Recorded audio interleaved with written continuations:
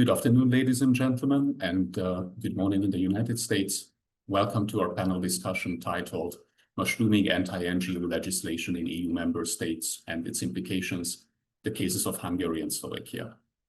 My name is Daniel Hegedűs. I work as Regional Director for Central Europe at the German Marshall Fund. And usually this is the point where I would say that I am pleased or delighted to moderate today's event.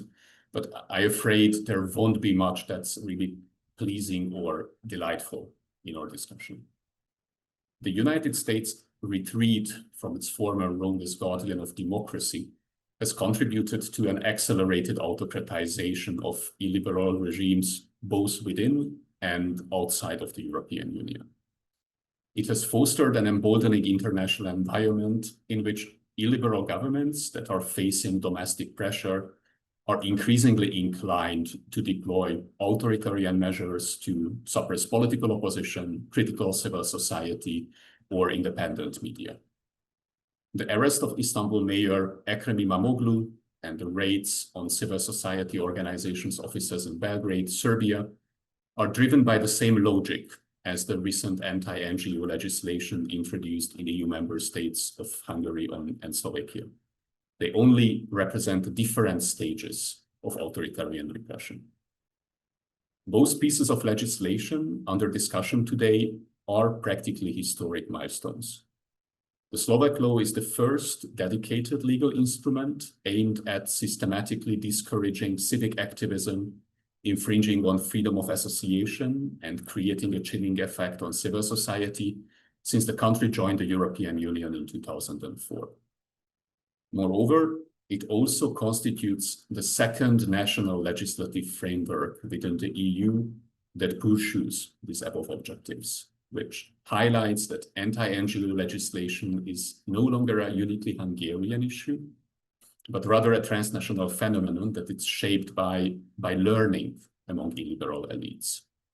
And as such, it has a contagious effect in the EU. If one illiberal government is able to get away with authoritarian moves more or less unchallenged and unharmed, then others will most likely follow suit.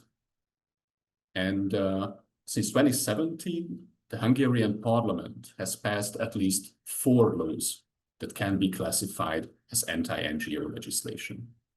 However, the draft law on the transparency of public life, which is now in the legislative pipeline, marks a Rubicon. If enacted, it would prohibit civil society organizations critical of the government, including those advocating women's rights or LGBTQ rights, as well as independent media outlets, from receiving any form of international support, including the official programs of the European Commission, like the Citizens' Equality, Rights and Values. The operational environment for civil society in Hungary, in that case, would differ little from that in countries like Azerbaijan or Belarus, except in the absence of politically motivated arrest or physical violence, at least for now. With that context in mind, I am truly honored to introduce our distinguished speakers who will guide us through this very critical and gloomy discussion. Katarina Batkova, Director of Via Juris, one of Slovakia's leading human rights watchdogs. Marta Pardavi, co-chair of the Hungarian Helsinki Foundation, and Professor Erdaniel Kelemen, McCourt Chair at Georgetown University in the United States. Regarding the housekeeping rules, we will begin with an approximately 45 minutes discussion on the 2 cases and their broader European implications, and that will be followed by a Q&A session. Ladies and gentlemen, you are welcome to submit your questions anytime using the Q&A function of Zoom, and we will incorporate your questions into the discussion. I also would like to remind you that the event is being recorded and will be made available online on the YouTube channel of the German Marshall Fund and of our Horizon project, Outlib, which is the co-host of today's event. And going in chronological order, the Slovak National Council passed the above-mentioned law on April 17. And somewhat surprisingly, and at least that was my personal impression, the case remained largely underreported in the international media, especially considering its significance. Katarina, could you help us to understand the content and the relevance of the law and how it might affect Slovak civil society once implemented. You have the floor. Thank you very much. Thank you very much for inviting me to this panel. I will speak about the Slovakian case.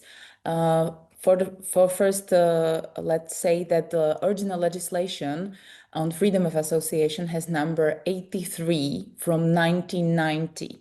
So it was one of the first legislation adopted after the Velvet Revolution in that time Czechoslovakia. So this legislation was not drastically changed until now, April 2025. And I will speak firstly about the current situation, the current legislation, and from Sunday, the June 1st, the new legislation will came into force, and what changes this legislation will bring in my second part. Firstly, about 80,000 organizations are registered in Slovakia in 5 legal different forms. Most common, about 85% of them are civic organizations. These changes to regulation on the NGOs in Slovakia will concern mostly these civic organizations, which until now didn't have an obligation under the legislation to have an annual report published, or don't have any obligation to disclose the financing at all. But on the other hand, there were some other obligations that were concerning these NGOs. In reality, most of the NGOs, also civic organizations which were operating in Slovakia, actually were willingly publishing their annual report, and there were also other obligations under this transparency. Slovakia has obligation to publish all the contracts that were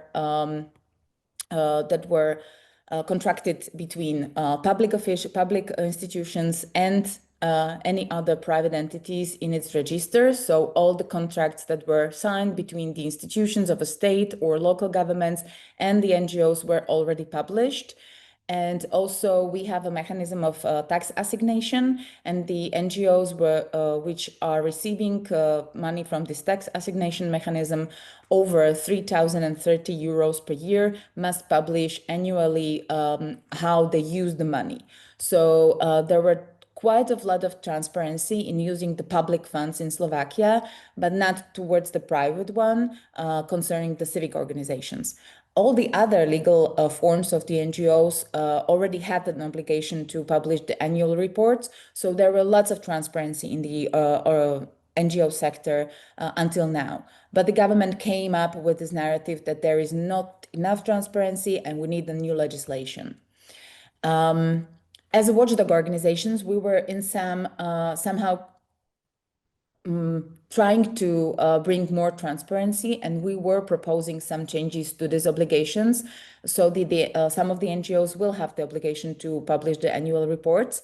But now the threshold, which was introduced by this new legislation, is very low. So every organization which have income over 35,000 euros per year must now oblige with this new transparency legislation. What I wanted to touch is the process. The process of adopting this new legislation in Slovakia started a year ago. So in April 2024, and the first initial draft was concerning these NGOs were on labeling the NGOs. The first draft introduced the labeling organizations receiving money from abroad as organizations with the foreign support, and also introduced lots of penalties, even the dissolution of organization without decision of a court, so by only administrative decision by the Ministry of Interior. Secondly, in November 2024, this legislation was amended with another twist, introducing a labeling organizations as lobbyists. And this was not approved, but the initial draft amendment also came with a labeling only to the NGOs when the NGOs were engaged in actually any public appearance. So even a Facebook social media status can be concerned as a lobbying activity. And also this amendment introduced lots of reporting obligations towards the NGOs and also the penalties, including the dissolution with an administrative decision of the Ministry of Interior. What was really harmful for NGOs in Slovakia was the public debate around this legislation. So for 1 year, we need to run campaigns against this legislation. We were threatened by the politicians. We were attacked by the politicians. Particular organizations like concrete organizations were under attack, or the civic sector as such. And so the result was that the politicians finally withdraw any labeling from the anti-NGO legislation, which was drafted, which was approved at the end. So there is no labeling of the organization, but it still comes with several different administrative obligations that the NGOs will need to oblige with or comply with. The first is that the organization will need to prepare and publish accounting statements. These statements will include income and expenses categorized by sources. There will be an obligation to publish any income from the companies or donors, and they will need to publish also donations from physical persons when these donations exceed or are over 5,000 euros per year. So not only the company donors, but also the physical persons. And separately, we need to disclose all money coming from outside the EU and the money that will be used outside the EU countries. Secondly, we will need to disclose the members of our organs within the organizations. So some kind of list of names, people who are engaged in the organization more than just normal members. Secondly, the big difference is the scope of control that can be used to control these statements. The Ministry of Interior or the district offices will have an evaluation power, not controlling just what is wrong and what is right, but they will need to evaluate these statements. And in this evaluation process, they can demand any other things, supporting documents, all the other administrative decisions, and also a private donor's data to prove that these statements are right or false. And if the organization will not comply or will not cooperate with this administrative evaluation process, there will be penalties put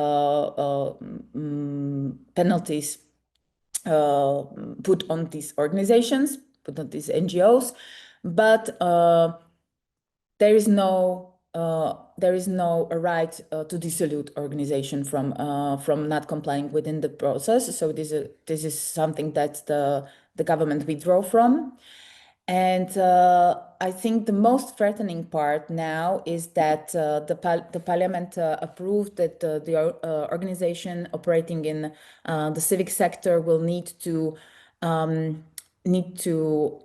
answer questions from public concerning the usage of the public funds under an Access to Information Act. So like the public institutions, like the local governments, also the NGOs will have an obligation to answer any questions coming from general public. And actually the legislation is so unclear there is not a clear definition of which of the organizations will be obliged to answer, because the criteria are uncertain. And also the process of disclosing the information on using of the public funds is unclear. So there is a big threat that NGOs can not easily, breach the legislation. And the actual sanction of breaching this legislation is a punishment, is a penalty, fine actually, towards the statutory representative of the organization. So not the organization as such, but the statutory representatives. What is really concerning us that the legislation is coming into force on 1st of June, because the Constitutional Court today decided that he will not postpone the application of the legislation, even though the Constitutional Court will decide on the constitutionality of this legislation. So he will decide later. But the legislation will come into force, as I said, 1st of June, so on Sunday, and lots of application details for the organizations are unclear, not only according to the Access to Information Act, but also towards what kind of data we need to collect to be able to work on the statements, because the statements will be published only next year. But from the 1st of June, we need to collect data on our donors, and it is unclear what kind of data we need to collect. What registries can we implement in our organization to be able to fill in the statements correctly, because there is no needed other regulation, and we are waiting on it because the Ministry of Finance actually should issue another complementary legislation on that. And it is so unclear for us that most of the organizations are really struggling with this, how to prepare our organization to application of this legislation. And we don't want to be in the breach of the legislation that the government has approved, but it is so unclear, it is so blurred that we can easily breach the legislation even without any motivation or actually will to breach it. Thank you so much, Katarina, for this very detailed overview. I think it's fair to draw the takeaway that I think it's clear what sort of chilling effect actually increased authoritarian burden, legal uncertainty, and putting actually the principles of these organizations under financial liability can really create for civil society. When we move to the case of Hungary, Marty, as mentioned earlier, the draft law on public transparency may actually become the fifth piece of anti-NGO legislation in the country since 2017. What makes this law so exceptional that around 350 Hungarian and European NGOs have written a joint letter to the European Commission calling for the suspension of its implementation through an interim measure if it may come into force? What exactly does the law contain, and how is it expected to impact Hungarian civil society? Over to you. Thank you very much for the invitation, Daniel, and I'd like to send greetings to everybody who's joined this webinar. As I was listening to the new Slovak legislation and Katarina's description, I was really thinking, I've heard this before. These are the recurring threads. The notions, the formulations are quite similar. And yes, indeed, as you pointed out, Hungarian organizations have been confronted with basically almost all the elements that have been flagged by Katarina in the past 10 plus years. And I'm also quite mindful of the many organizations around the world who are also becoming experts routinely attacked and confronted by civic space pressures through legislative initiatives that are called or headed transparency, but in fact they are shrinking, starving, strangling civil society space. So as I was listening, I was thinking, could it be that there is just a delayed trend reaching the European Union? Hungary might have been the first, but obviously Slovakia is not the only follower, and repressive or restrictive legislation making it harder for civil society organizations to operate is also something that has been proposed in many other member states. Reporting requirements, often with very cumbersome administrative obligations, are a typical tool, but of course there are others, and I can say sadly in Hungary we've seen them all, going from attacks on the legitimacy of organizations, questioning or undermining public support for these organizations, to putting pressures, strain on the resources of these organizations. Yes, this is nothing in a way new. What is new, however, is the underlying idea and the tactics or methods proposed under a new legislative proposal being discussed in the Hungarian parliament. So indeed, we see this as a critical and very dark turning point in Hungary's contemporary history. 2 weeks ago, overnight, an individual Fidesz member of parliament submitted a bill that is called a proposal, a law on the transparency of public life.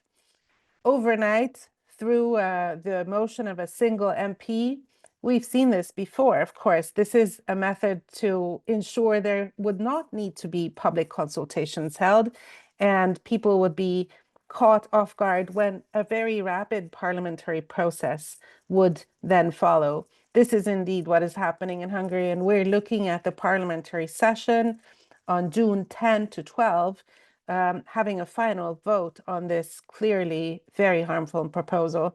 So we're halfway, 2 weeks after the submission and about 2 weeks before it will be adopted. I think no one is questioning in Hungary that this law will indeed go forward. And the discussions in Parliament, quite rapid, are not bringing so far any sort of hopeful signs that the government, the members of Parliament, who basically now the entire Fidesz fraction has signed up to support this initiative, that they would want to tone down many of the provisions that are clearly not only in breach of certain EU laws or principles, but I think it goes really against the core idea of the European Union. So with this sort of introduction, I'd move to describing what it is now, again, that Hungary is trying to do. The reason why this is a turning point, because we are moving, I think, from a hybrid regime with this legislative proposal into something completely different. What is that completely different? It's hard to tell at the moment, but certainly an authoritarian step into not the unknown, but something that is very resembling of what civil society organizations are facing in Russia or Georgia today. This is clearly, I think, not supported by the majority of Hungarians, who are already evidencing quite a high level of discontent with the government's policies, and are also showing a very high level of support for the European Union membership, and I think democracy as a whole. So Hungarians do not want civil society and free media to be eliminated. However, this is what this proposal in the Hungarian parliament wants to achieve. The way to achieve this is to go beyond labeling and requiring organizations to disclose financial information. Indeed, we've, as Katka, you've pointed out, Hungarian organizations also have had these very detailed requirements for many years. And I think these requirements are, of course, the details and the consequences of failure to comply could be discussed, but I, in general, agree with these requirements. I think it's fair enough. We're using public sources often. We should also be informing the public. In fact, Hungarian civil society organizations have put forward very tangible, concrete proposals on how these requirements could be made to improve real transparency. Instead of lengthy PDFs no one really dares to open, we could have a much better system where citizens could get information, and no one has actually picked up these, I think, quite important ideas over the years. What is happening now is moving beyond labeling. The legislative proposal that we're calling a starve and strangle bill basically targets any kind of entity. So it's not only civil society organizations, but also businesses, media organizations could be affected, universities could be affected, public bodies could be affected, foundations, associations that are working in the entire spectrum of civil society space could even be affected. And in fact, the bottom line is anybody could be affected, and it's meant to be this way, to send out a chilling effect already by having a legislation proposed in Parliament. Organizations of all types are worried and are sounding the alarm bells. Why are they being tackled? The law is built on the quite faulty idea that if you're using foreign sources of revenue in your operations, and you, as an organization, as I said, any type of organization, carry out activities that are basically discussing public issues, such as leading public discourse, trying to influence the will of the voters by discussing issues that are also quite cherry-picked from the list of a lot of ideals and principles and rights in the Hungarian basic law, such as the rule of law, or Hungary's relations to other countries. Then if you talk about these issues and portray them in a negative light, or support actions against these values, these are of course very vague terms, then using foreign funds for these activities could render any organization suspect. And they will be on the proposal of a fairly newly established agency called the Sovereignty Protection Office. They will be listed in a government decree. So the law is built on the idea that organizations that use foreign revenues of any type in the European Union, also including revenues from transactions within the European Union, so not only beyond, but also within, if they use foreign revenues for activities that are meant to influence public life, public thinking, public opinion on, for example, the rule of law, they need to be blacklisted. And the government will draw up a decree, a register, and this is not going to be subject to court challenge. So once an organization is labeled, what happens to it? The onus, the responsibility to take care of the ensuing consequences is pushed into the private sector. Financial institutions, banks will need to monitor every single transaction of the registered entity as if they were carrying out money laundering activities. And if there is a suspicious transaction, the bank will have to flag this to the anti-money laundering authority. This, in the present moment, is the tax office. So basically, once you're blacklisted by the government, your entire financial operations, the transactions will be monitored by a bank, and the tax office will look at it and determine whether you can gain access to these transactions, these revenues. There is a general prohibition on receiving foreign funding for these registered entities. So while it's kind of hard to see how the tax office and the banks would be really able to determine the types and nature of financial transactions, but whatever is deemed suspicious will not be allowed to go forward. And this basically will mean that financial transactions, whether they result from ad revenues from Google ads or from charitable donations, gifts, European Union funding schemes, other public funding schemes, sale of merchandise or of services, doesn't matter. As long as the entity is registered on the government's blacklist, they will not be allowed to have access to these revenues. It will take some time for the tax office to make this determination, so it will effectively slow down the cash flow of organizations, but also will, of course, cut them off from receiving these revenues. So this is for the future. This is the starving part. The strangling part is a provision that already would prohibit registered entities, those on the blacklist, from basically continuing work that they're already doing if those are from foreign funds. Now, there's a lot of debate about how this is supposed to be implemented and understood. Clearly, the idea is not a legal one, not in a sort of substantive sense, a lawful one, but rather it is a political one that is couched in a legal provision. You should stop your work and do something else or not do what you're doing. So it sends out a very chilling message already, even though the parliamentary discussion is still ongoing. The impact of this is that organizations are looking at whether there is any possibility to challenge in Hungarian courts this legislation. And we find from the very weak provisions in the legislative proposal that there is basically no effective remedy against neither the registration, which organizations get on the blacklist, neither against the specific decisions of the tax office that would withhold or prohibit the recipient from receiving the funds.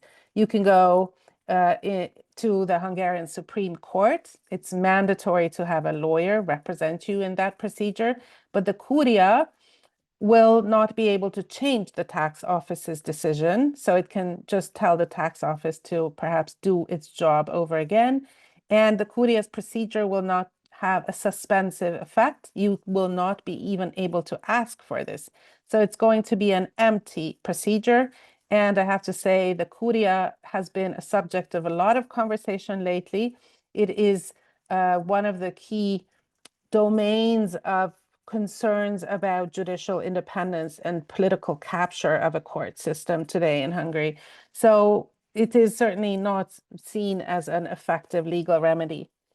So basically, we're looking at a scenario that is unfolding very fast, which might actually hit society, not only civil society, but society in general, broadly speaking, within a matter of weeks, and where a lot of organizations who are key to actually providing space for discussion on politics, on current affairs and current issues, on issues that concern Hungarians, about corruption, about the state of the rule of law, about Hungary's place in the European Union, about the actions that a Hungarian government is taking or fails to take or does not want to take to provide Hungarians with a better life in Hungary. Now, these will not be discussed because we might see media outlets that operate mostly in online space lose access to their revenues, lose access to their supporters, because many of them, of course, operate on a subscription or donation basis. And if you look at how you donate or subscribe to any newspaper nowadays or to support any civil society or cause nowadays, of course, you know that you'll be doing this in a digital online form. And even for Hungarians who are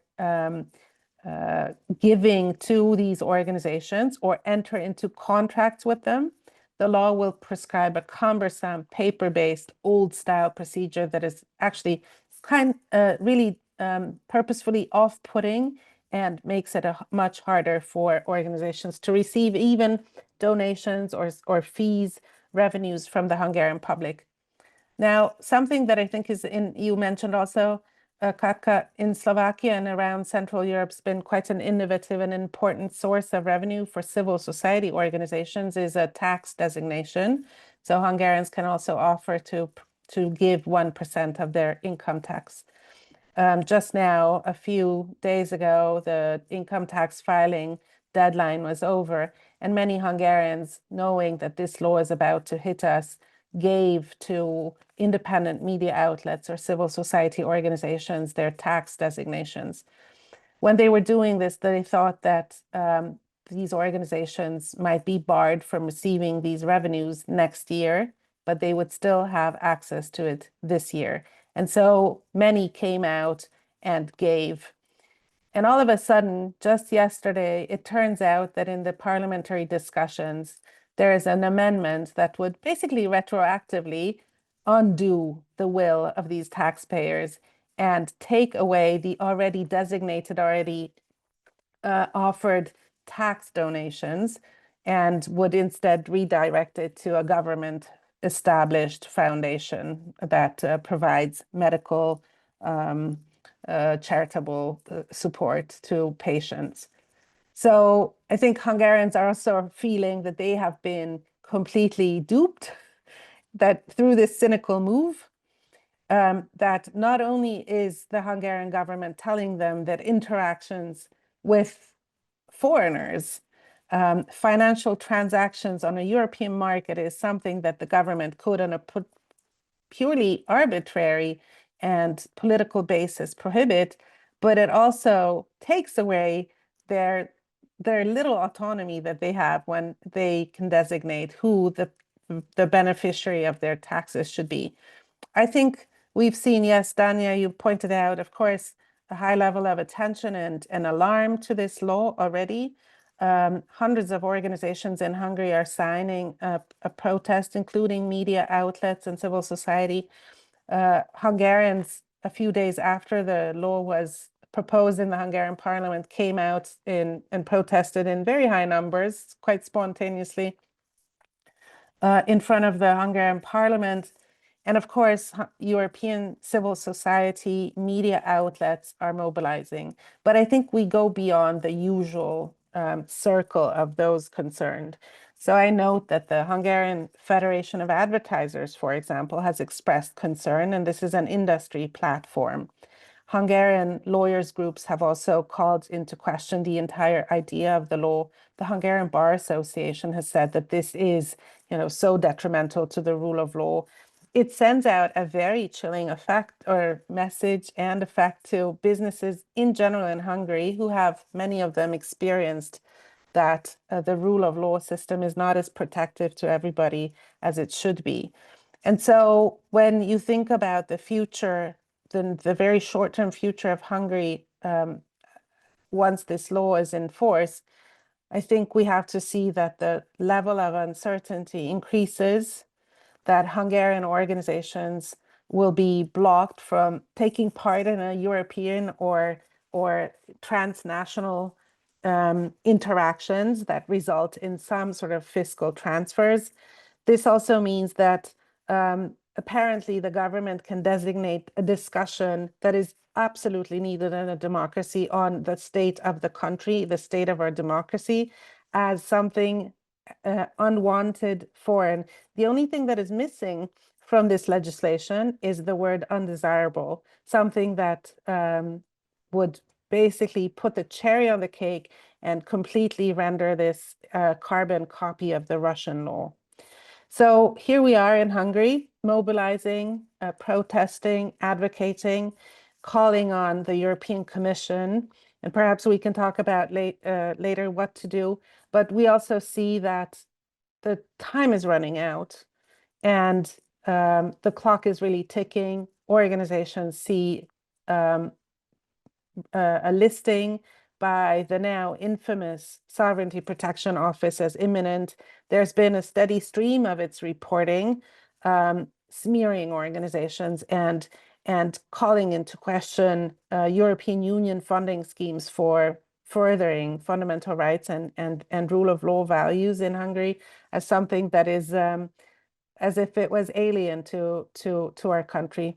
And I think just 20 years after Hungary's EU accession, with the number of Hungarians clearly saying we want to be a part of this European, not only union, but also European community of citizens with the values, with the aspirations.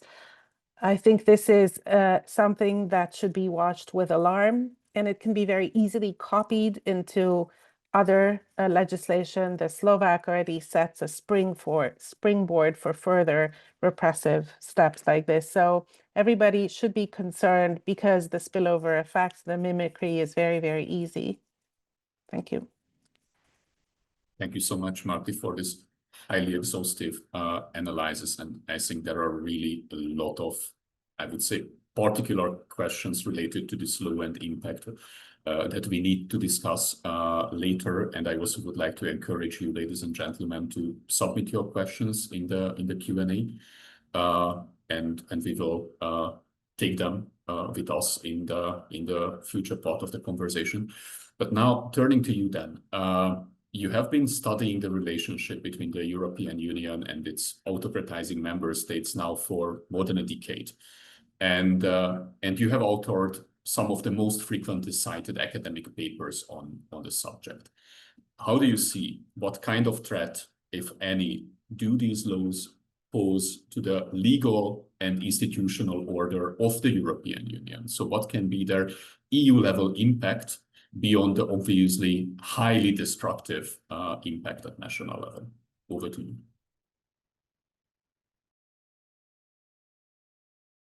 You're muted. Yeah, there we go. Sorry. Thanks, Daniel. Thanks to the other panelists for very informative updates on the latest developments in Hungary and Slovakia. And yeah, I guess I'll try to step back and give a little bigger picture of where this fits into the whole scheme of the EU and the threats these developments pose for the EU.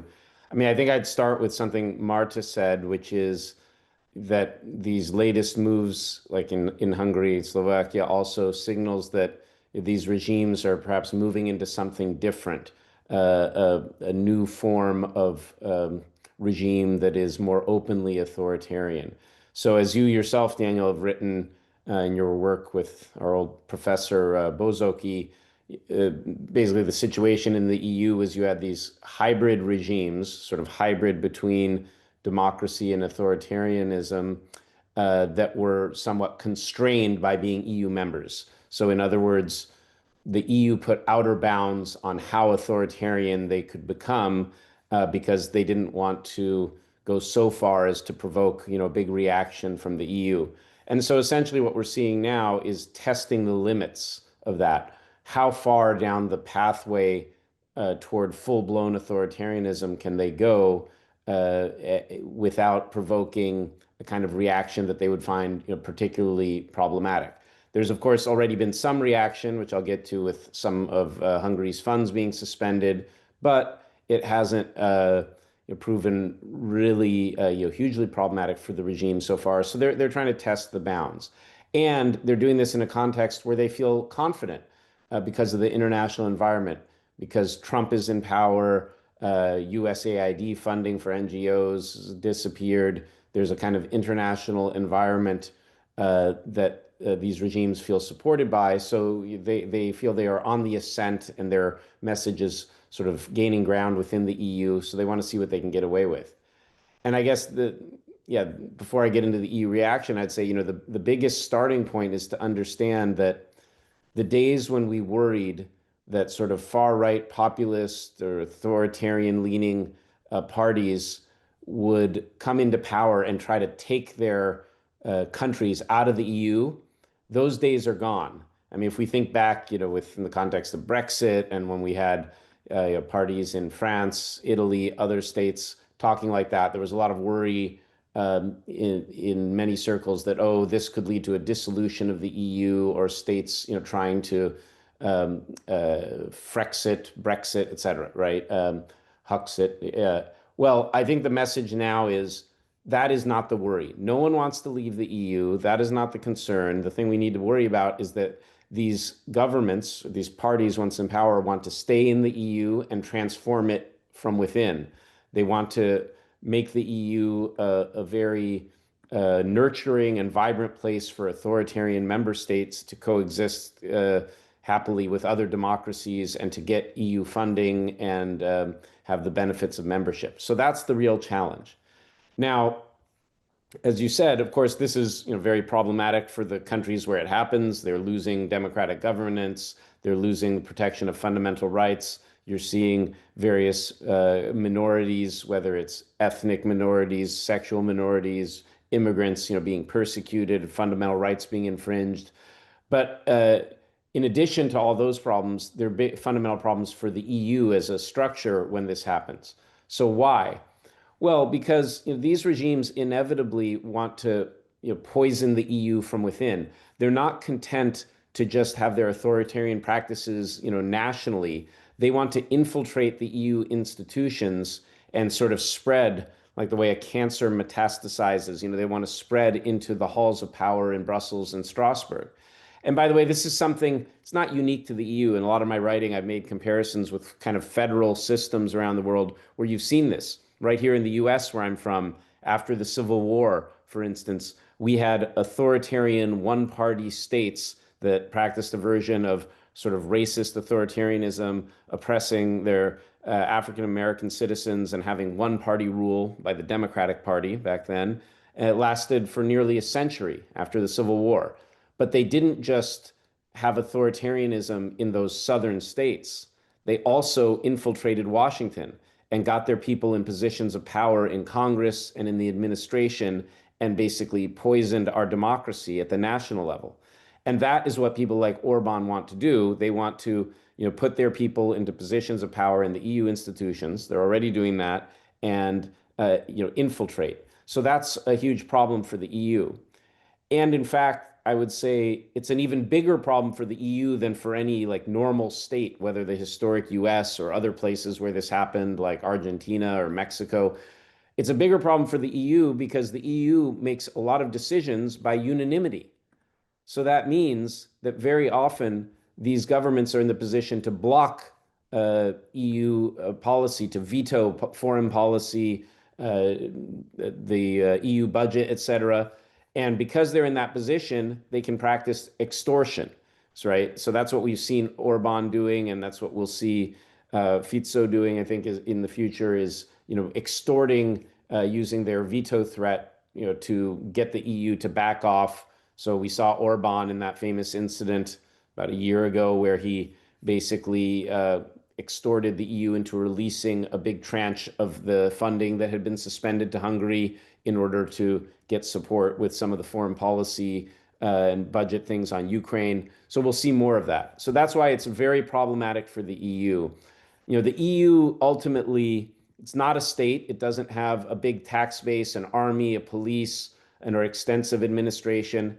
It's basically held together by the rule of law and by the sort of trust that the member states will apply EU law. And so if you actually have autocratic member states that have eliminated judicial independence, then basically the EU ceases to function in those countries. The EU doesn't really function in Hungary anymore because there's no independent judiciary to enforce its laws. And so therefore, for a system like the EU that is so reliant on law and independent judiciaries and the kind of willing cooperation of its member governments, having these autocratic states is deeply problematic. And I guess the one other thing I'd say, just drawing on the work of a professor from University of Kiel, John Cotter, he's pointed out in some very insightful writings that basically having countries that attack their NGOs, their civil society, that undermine democracy the way Hungary and Slovakia are doing, that basically renders the functioning of the EU kind of illegal. Why? I mean, if you read Article 10 of the treaties, it says specifically, member states in the Council, the European Council or Council of Ministers, must be represented by their heads of government who are themselves democratically accountable to their parliaments and their citizens, or their citizens. Well, so if you have a system where they're no longer accountable in that way, then basically every law passed by the Council is de facto illegal in violation of the treaties. The EU is not allowed legally to have autocratic governments. And maybe I'll finish with this. That, by the way, is the reason that it's very striking that as much criticism as you'll see, from some EU leaders, you'll never hear like the president of the commission or a commissioner say that Hungary is an autocracy.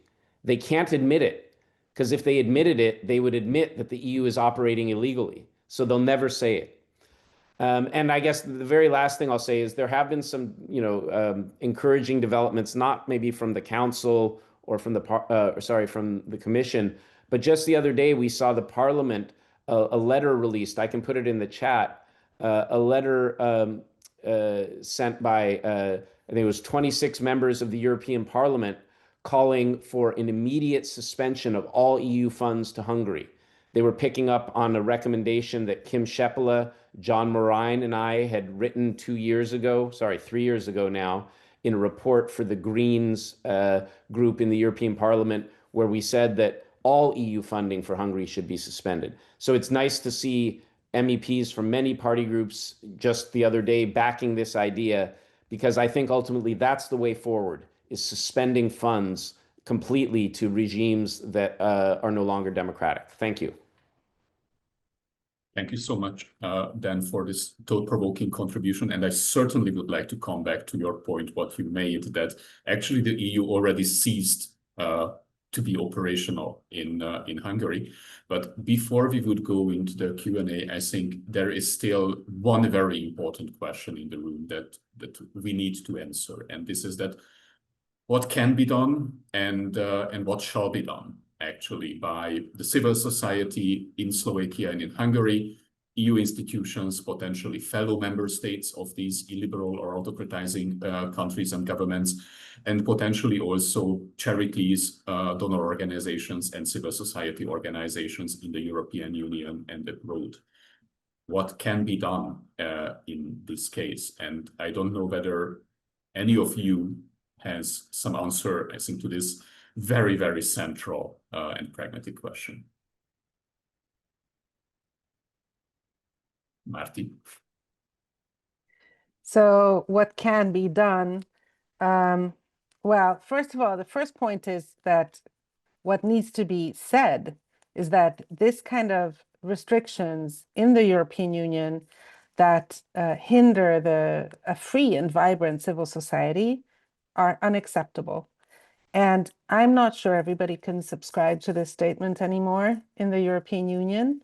I would certainly hope that the idea that we need citizens, their participation, their engagement with each other, and their watchful eye on power is a precondition for a good democracy. But we see the rollout of restrictive rules and legislation in many, many EU member states. And it appears that a lot of this goes unnoticed or without reaction. But I think it's very, very important to go back to this basic, and this is the fundamental starting point that I think we would like to hear from member states, from governments, from parliaments, not only the European Parliament, but national too, and also, of course, from the European Commission. Beyond this sort of overall statement, I think we see the need to react politically, legally, and also at the operational level. And there are some very, very clear steps, at least as we are thinking about the Hungarian scenario, that the European Commission needs to take now.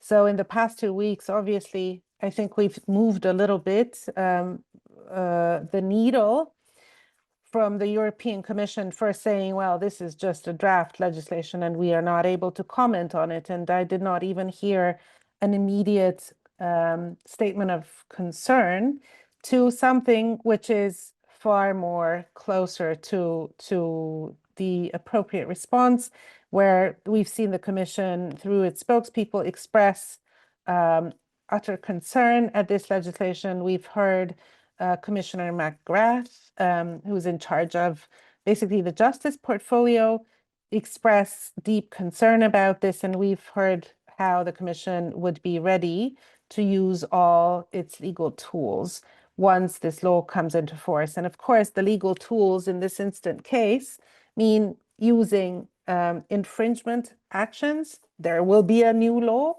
The infringement case will have to be prepared so that once this new law is and has entered into force, it goes ahead with full speed. And it's so sad to say, but I really don't think the Commission should spend too much time trying to understand the Hungarian government's legal position, because it's not illegal, it's a political position. So perhaps going through the first steps of the formal notice quite fast, and keeping an eye on the court, and that requesting the court to move fast and also to suspend this law will be extremely important. But that, in any case, in the fastest scenario with the highest political willpower, would take still months. And so we need protection right now, because we're looking at a place where in a couple of weeks, you will not have a lot of independent autonomous entities operate in an EU member state. And so the ongoing legal cases at the Court of Justice also provide opportunities to consider and to request interim measures. And we really are calling for the Commission to look at this. How can the ongoing process, for example, in the 2023 law on the Sovereignty Protection Act, provide a space for interim measures? We believe the Commission can do this, both on the legal and also on the political front, and are hoping it will happen. But also, of course, there are others. So Dan, you mentioned the call for suspension of funding. We also have to see how many mechanisms that relate to how a member state and the European Union spends EU funds can be brought in here in this conversation. So when we have a restriction on civil society space or freedom of association and freedom of the media to such an extent, how can citizens really make sure that EU funding benefits them? How can the Commission know, or other EU bodies know, how EU funds are spent? And for this purpose, the European Union has decided to send up monitoring committees for various EU funding mechanisms. And these, in the Hungarian case, also see civil society organizations participate. So if these organizations are attacked, if they are hindered to the extent of their operations that they can no longer operate in Hungary, how will these funding committees, these funding monitoring committees, do their job? So this, in fact, jeopardizes the right use of EU funds. And this will entail issues under both the common provisions regulations that apply to all EU funding, but also the conditionality regulation. So there is hooks here that relate to other policy objectives of the EU. Also, we've seen how Hungary's, of course, been levied fines by the Court of Justice for failure to implement judgments. And therefore, I think we can't operate on an assumption that the Hungarian government, in such an, for them, very important political project, would back down. And this will, of course, push Hungary out of the common rule of law space even further. So these preoccupations will mean that perhaps further funding will need to be suspended, or further fines are coming our way. This is something that will take the European Union into, in a way, uncharted territory or untested waters, because of course the legal consequences are one thing, but we have to recognize politically also what's happening. There was a General Affairs Council held yesterday on that also discussed the state of fundamental rights and rule of law in Hungary. And from what we understand, an increasing number of member states are so frustrated with the inability to have an impact on and reverse this backsliding, that the discussion is evolving into a direction perhaps that they would have been too timid to discuss. Academics and think tankers have been calling for moving forward with the Article 7 procedure, putting out recommendations to which Hungary, the Hungarian government, should be held accountable to. And if not, consequences should move to the next stage of the process. And I think it seems that the time is so bleak that this might even happen. This is not going to be a happy news for Hungarians. And I think we here in Hungary have to make sure that we also put our voice out and resist this lurch into Putinism. It's not something Hungarians want. It's not something that is good for us as a society, but it also impacts and hinders the EU from achieving its broader aims too. Thank you, Martin. Then, Katarina. Katarina, go ahead. Thank you very much. I'm thinking on something that wasn't mentioned here, but actually now in Slovakia Parliament is thinking about approving a constitutional change in Slovakia that will, I think, very much bring Slovakia to the Hungarian scenario even closer, because in this constitutional amendment, which is now discussed in Slovak Parliament, is something that the Hungarians well known is the something called national identity. And it is aimed to, to hinder the developments on homosexual couples' rights. Yeah, but as far as it is written now, it is much broader. It can concern also education, healthcare, and cultural space, and so on. So the broad definition of national identity. And based on this amendment, the Slovak Constitutional Court will not allow application of any international commitments or EU commitments within the Slovakia. And this is something that is even, I think, more harmful than the result of the legislation process towards the anti-NGO legislation, because then the Slovak government can open a door to disrespect some of the rules within the EU or disrespect some of the human rights documents that we ratified and are already implemented in Slovakia. So this is something even more threatened, and I will underline what Marta said, that this is a political decision on the EU level. So the European Union should definitely decide if they want to protect the democratic space and also protect or push those countries which are leaning towards authoritarian regime to respect the common grounds and respect the common rules and values that we are agreed upon freely when we build the European Union and when the new countries like Slovakia were accessing the European Union. So this is something that, in my opinion, is a political decision, and the union should decide, because now it is the time when these legal, constitutional, and other environments are changing, and I think now is the time to decide if we really are protecting values within the EU, on the EU level and on the national levels, and build the democracy as such within the countries. Thank you so much. Dan? Well, I guess I would just back to the central question of what to do about all this. I would just go back to the issue of funding. I know there's some talk of, might Article 7 even finally be invoked, where the voting rights of Hungary or Slovakia, et cetera, could be suspended.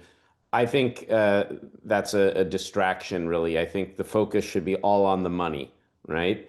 And that is the most powerful tool, the most effective tool. Some might say, oh, well, but they suspended some of Orban's money already, and it didn't cause him to, change path.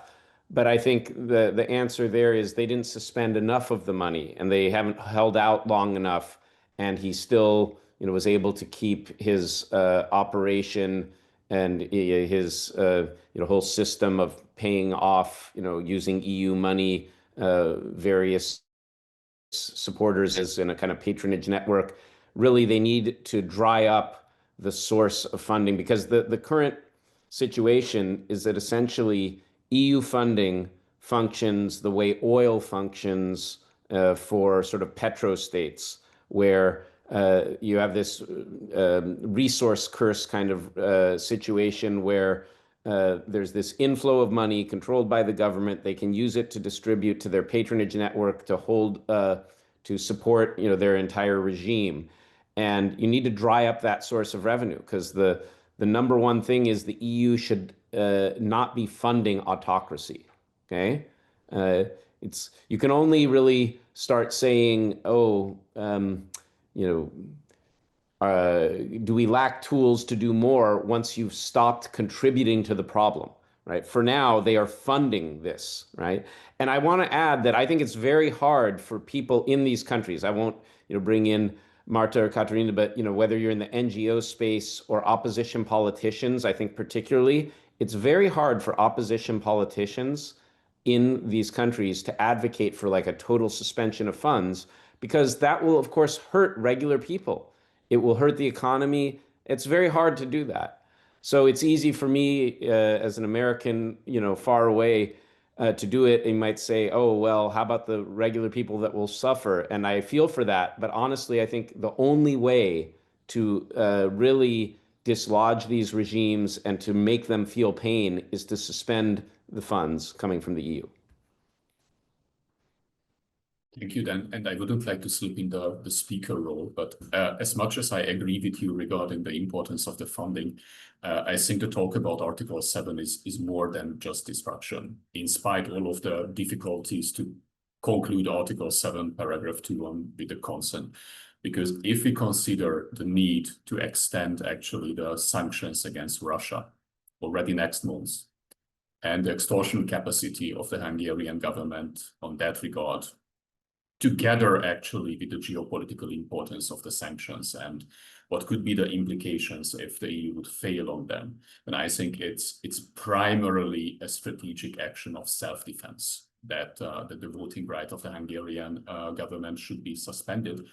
And if actually autocratization and the infringement on fundamental rights and European freedoms, we haven't underlined, but actually the Hungarian law is also a significant violation of the freedom of the free movement of capital within the European Union. So if those arguments were not convincing enough, then they should consider actually that an escalating conflict of the Hungarian government, what sort of geopolitical consequences it could have in light of all of the decisions that are due in the next months and that require unanimity in the Council of the European Union. However, I think we can return actually to all of these political and legal conflicts, but there is also another question asked from the ranks of the audience, that actually other players have much more freedom to act.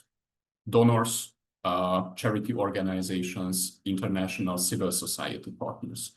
What can they do now under the new regulations in Slovakia, in Hungary, not necessarily in a way compliant with the laws, but in a way that may allow a kind of circumvention? How can they continue to support civil society organizations in Slovakia, Hungary? Mati? So one thing that I think is a sort of a common, long-standing call from civil society organizations around the European Union is that now is the time to recognize that within the EU, we need to replicate the measures that the EU rightly and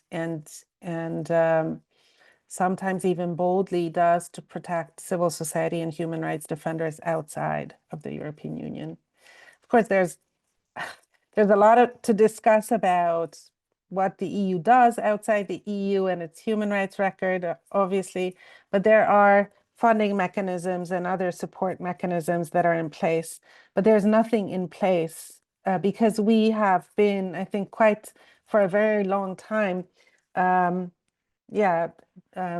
continuing the dream that the EU is a space where really we have the highest standards in practice for protection of fundamental rights and actors. And this is absolutely not the case, but the policy response, the measures are still being under discussion. So civil society has been calling for an EU-wide civil society strategy from the Commission that would also entail protective measures, response measures that would have alert mechanisms so that we would know who to call in the Commission when something goes bad. There are similar pretty good examples in other organizations such as the Council of Europe. So the proposal for a civil society strategy is going to be rolled out. I think near the end of the year, the European Commission will put out a proposal, and a consultation will start. So these are the points we would be making, certainly from Hungary.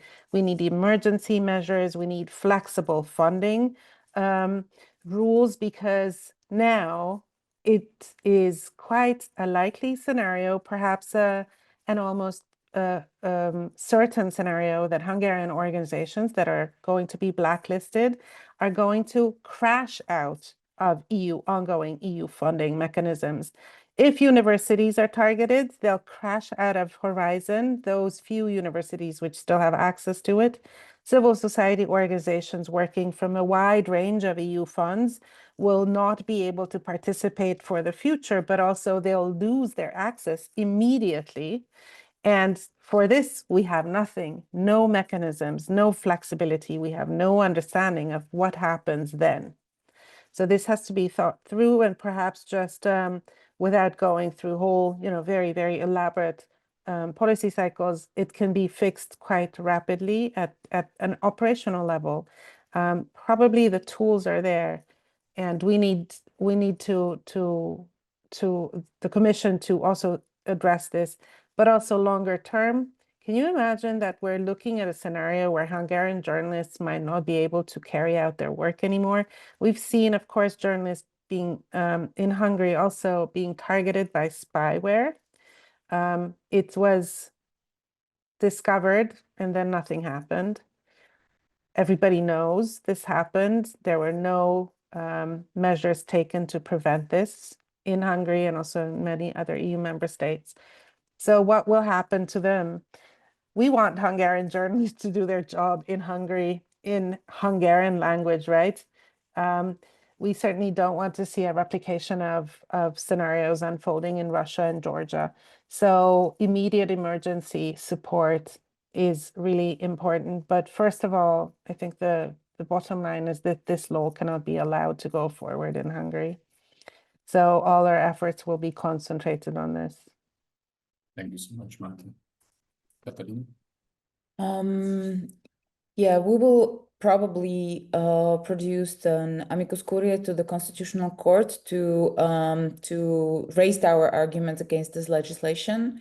We will wait for the decision. We will wait for actual application. But what is happening also in Slovakia, besides this legislation, is a cut of public funding, especially to LGBT plus organizations working in culture, organizations working in environmental protection, and also we didn't receive any public funding for the watchdog organization, but there are threats and there are administrative burdens that are pushed on us basically from the beginning of the ruling of the government. So we need support. We need support also financially from abroad because lots of funds and also lots of companies are, withdrawing the support within Slovakia. So really money is something that will help us. We are fighting back. We are very active.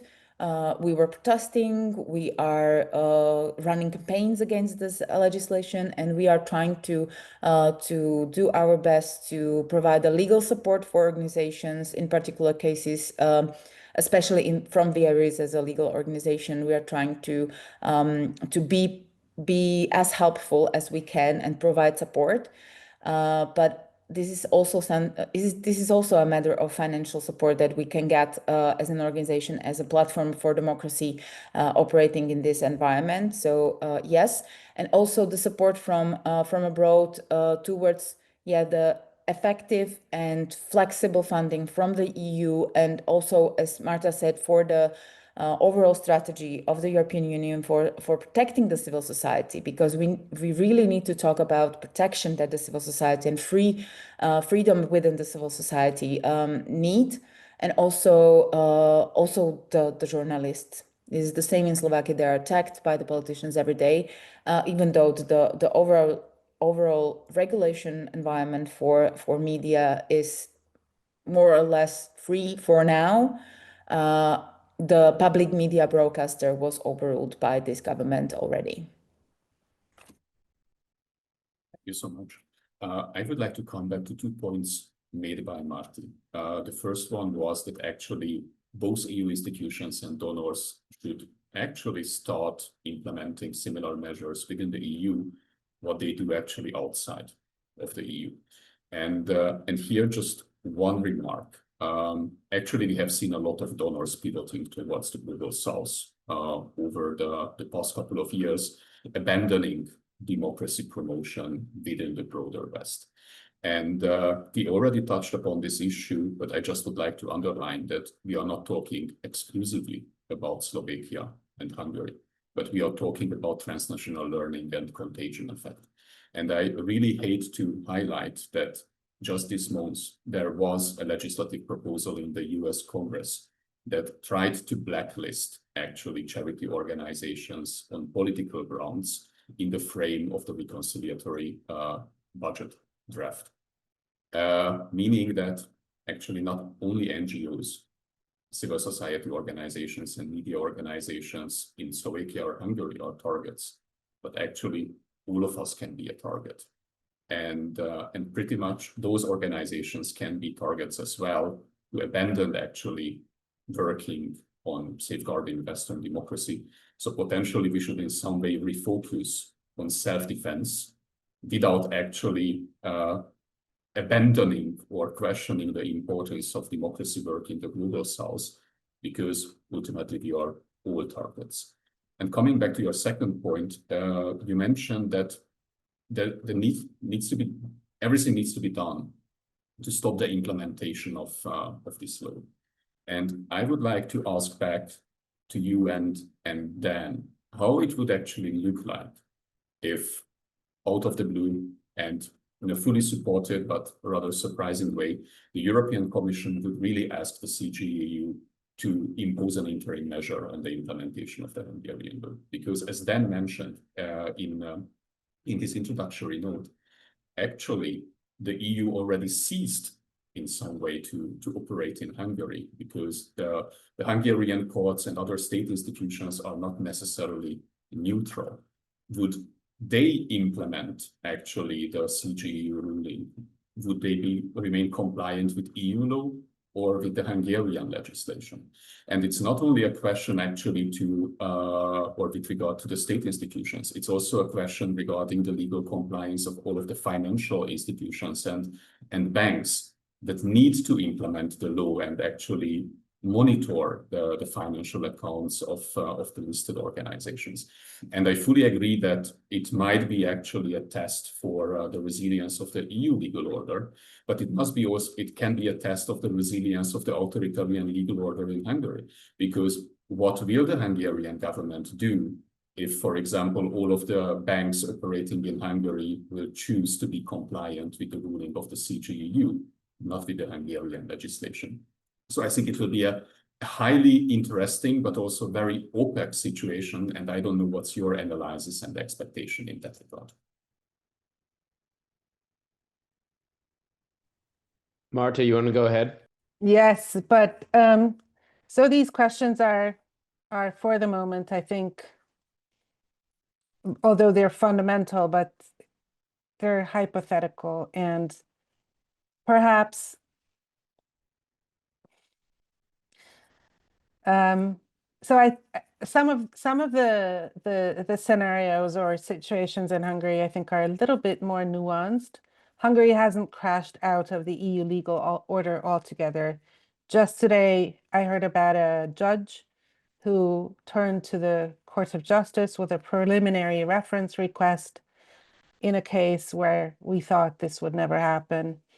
Not only did the judge recognize that there needs to be clarification about what he should think about EU law that the Hungarian law so much contradicts, but also in a climate where this has been looked on so unfavorably that actually the European Commission in the rule of law milestones had to point out that Hungarian judges should be actually allowed to go forward with preliminary reference requests, and the mechanisms and the structures and the rules should guarantee their freedom to do so. Anyway, so this judge not only was aware, but wanted to act. And we always see individuals who are going to be wanting to act and safeguard. And as I said, it's very clear with this particular law, this is not the kind of sovereignty Hungarians want. They understand European Union membership and the opportunities, both financial, transactional, transnational, and also value-based that come with it completely differently. So there are people who want to do things and everywhere. And we've been working together with many, many partners, civil society organizations for years in Hungary to support this ecosystem. And this ecosystem requires support not only within a country, but transnationally too.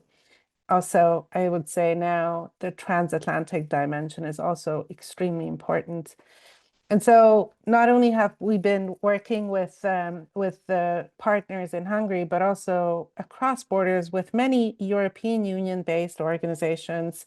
I know that some participants in the Recharging Advocacy for Rights in Europe program are actually attending this webinar because not only out of concern and solidarity for partners in Slovakia and Hungary, but because they're so keenly aware that whatever is happening in one country can be very easily copied into another country's legislation and policy and practice in the European Union. It's almost it's an illiberal market too, not only a single market in this sense. And so I think we need to support these actors and their connections. The EU can also do far more for this by nurturing all sorts of connections between societies and civil society organizations, academics, journalists, and also cross-sectoral. So I think we've seen quite in the past 5-10 years, a whole new community come together and connect in various forms, spanning countries and sectors. But at the same time, I see your point, the resistance, the commitment to act and to live in a democracy is fragile when you're faced with propaganda, with disinformation that portrays your reality as full of, I don't know, as if it was a minefield out there, just full of enemies and threats. And there can only be one strong power to protect you. So to counter this, we have perhaps in the EU not spent enough thinking about what to do about our media space. There's a lot of thinking about foreign interference at the moment, but how that is homegrown or imported and then thrown into our media and mind market under a different labeling is perhaps less addressed. And certainly when we talk about rule of law and its actors, I think even the Commission has talked about independent media as one, but there is very little done to support solidarity and resilience and cooperation among journalists. So this is a huge weakness. It renders us quite vulnerable. And I think this is something to address quite forcefully as well. I know I didn't answer your question in full, but let's not go out there when there is no rule of law whatsoever in Hungary and all the actors are gone, I'm certainly not one that would like to go down this path now. But it is a realistic scenario at the moment in a few weeks. Thank you for the clarification, and I would like to underline it was also not my message. I wanted to make that there are absolutely no actors in Hungary. But on the other hand, even if that's a hypothetical scenario, but we have with the interim measures, I think the policy planning you need to go through to hypothetical scenarios as well. Then you also wanted to chime in. I guess I would just say this. I think the EU, in its reaction to these developments, needs to focus, let's say, more on strategy and less on the minutia of tactics, right? That I think the EU has been losing this battle with the autocratic forces in Hungary, in Slovakia, elsewhere, partly because they've been too reactive. They've been sort of caught up in this, what people often call in Orban's case, this kind of peacock dance where they, take some step after sort of agonizing of what to do and which tools to use and wasting time developing new tools. Then they take a step and then the governments just play them. They say, oh, okay, we'll make a little reform. And then a few months later, they change it, et cetera. And basically in doing this little dance of tactics, they just keep losing because these regimes are much clearer about their long-term strategy, which is to consolidate authoritarian rule, to do it using EU funding, et cetera. Well, the EU needs to be equally clear and definitive, right, in its overarching decisions of, okay, we are not going to fund autocracy anymore, right? And we will do whatever it takes to achieve that. And so, yeah, for instance, now with this new law, okay, there's questions. Oh, should we bring an infringement? Well, we have to wait for the law to pass and, et cetera, et cetera. They shouldn't wait for anything. They should take interim measures under existing infringements that are already open, like on the Sovereignty Protection Authority. They should go back to fund suspensions that they've already triggered and expand those. And they should just say, basta, enough, right? No more peacock dance, no more games. Your gravy train is dried up. Thank you so much. We are slowly approaching the end of the webinar, and I think we have time for a last lightning question and lightning answer. And the question is, what could civil society organizations do to make corporate players more engaged in providing support to them? If that's still possible in the light of the U-turn, a couple of corporate players just already achieved and on their diversity, equality, and inclusion programs over the past couple of months. I don't know whether Katarina or Marty, you have any thoughts on how could civil society make corporate players more engaged?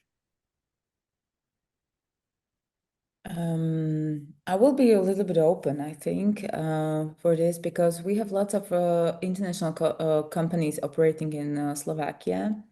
And sometimes what we encounter is that if we are dealing with the local businesses who understands the Slovakian situation and situation in civil society in Slovakia, they are more willing to get engaged and to support the NGOs which are which have the bad label of being involved in protecting of the civil society space, who are on the front line, who are attacked by the politicians. But from the international companies, which had headquarters in Germany, in other EU countries, they are less likely to get involved in this protecting of civil society, protecting the rule of law issues, and to support organizations which are engaged in this, not so directly charitable activities from the civil society, but which are needed in these times very much in Slovakia. So maybe the overall European Union support should not always come only from the diplomatic ways, but also from the companies which are investing in Slovakia from other EU countries. We are very much linked. We are very open economic, and a lot of the international companies operate within Slovakia. And I think I don't know if it is that the other corporate actors do not care if the space in Slovakia and Hungary is really democratic, really operating in a clear rule of law lines and protection of the civic space, media freedom, and so on, or if they don't care, or if they are just more frightened to get their businesses compromised by this engagement.